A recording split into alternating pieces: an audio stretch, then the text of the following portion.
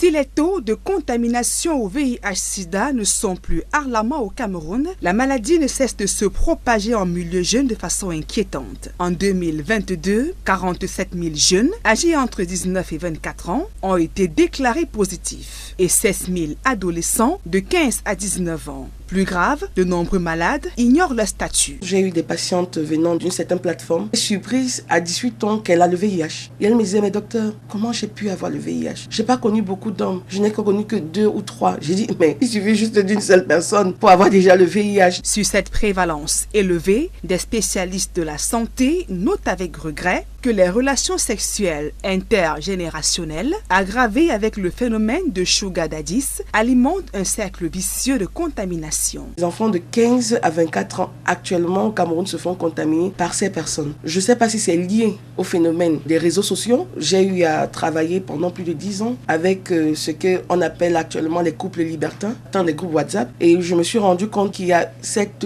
dépravation de mœurs qui fait en sorte que les jeunes commencent déjà rapidement la vie sexuelle.